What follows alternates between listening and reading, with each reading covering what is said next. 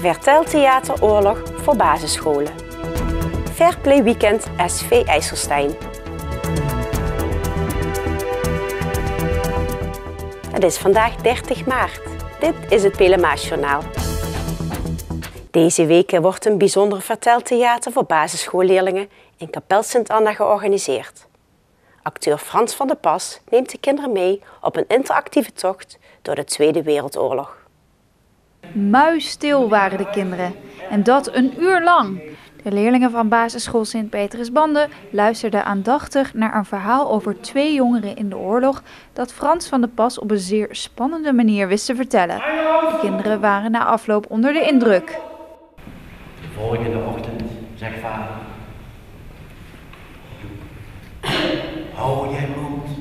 hou je mond op school, zeg niks over het voorval van gisteren.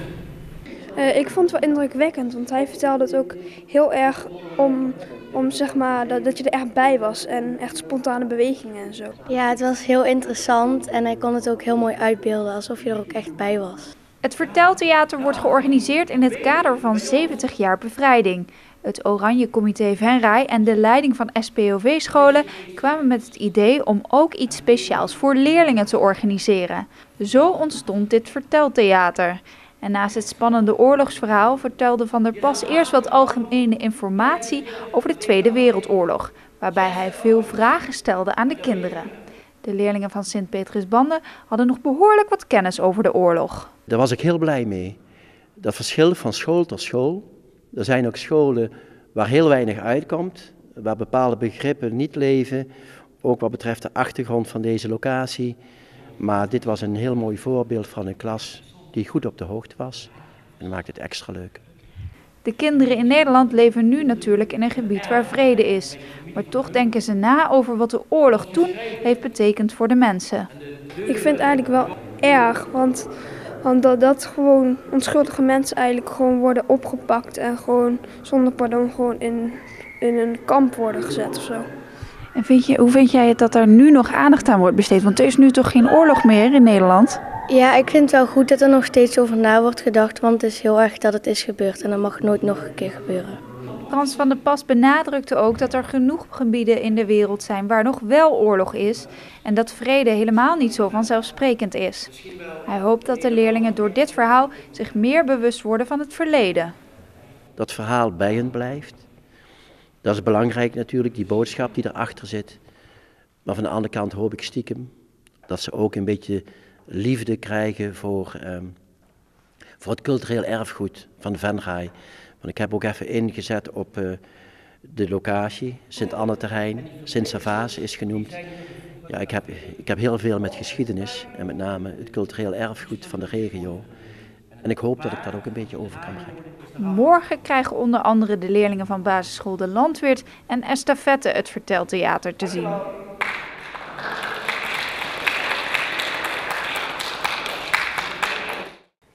Het afgelopen weekend draaide het bij SV IJsselstein om Fairplay. Op initiatief van de korfbaltak De Peelkorf stond dit weekend in het teken van eerlijk spel. Respect van publiek en spelers voor elkaar en voor de scheidsrechter. Voor FC IJsselstein is het belangrijk dat ze hun scheidsrechters en grensrechters weten te behouden. Maar ze willen ook graag laten zien dat een scheidsrechter ook van belang is voor de club.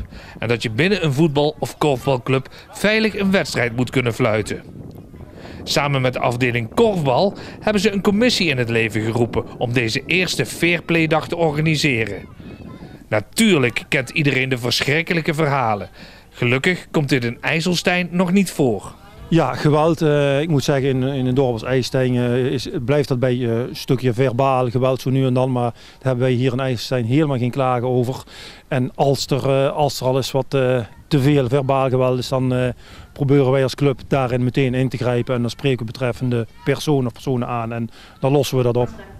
Nu zijn jullie 1,5 week geleden met de aanvoerders van zowel de korfbal en de voetbal bijeengekomen om dit voor te bespreken.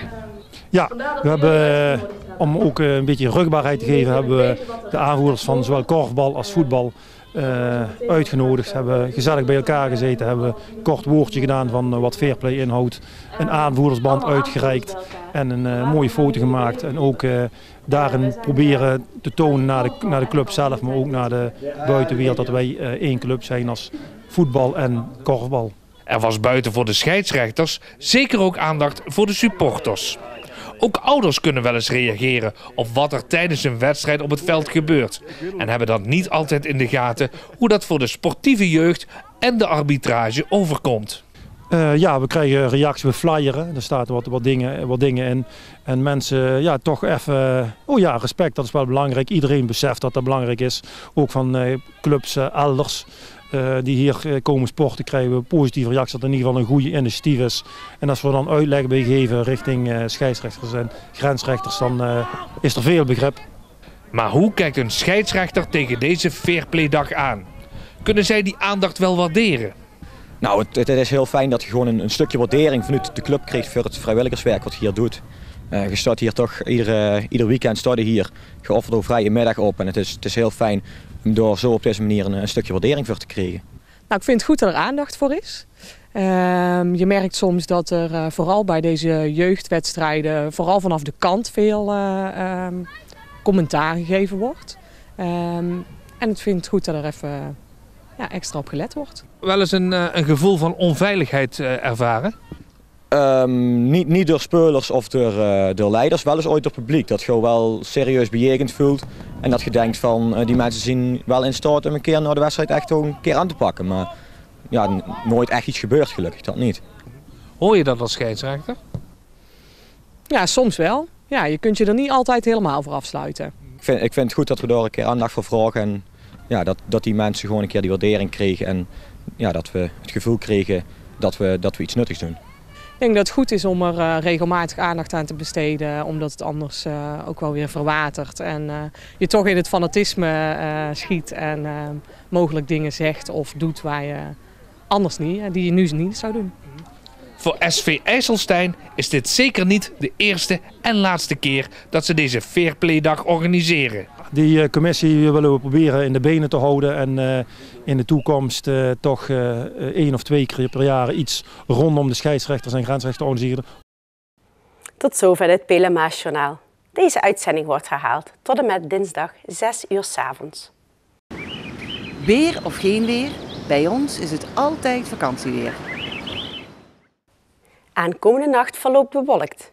Het gaat langdurig regenen. Morgenochtend is er een afwisseling tussen regenbuien en opklaringen.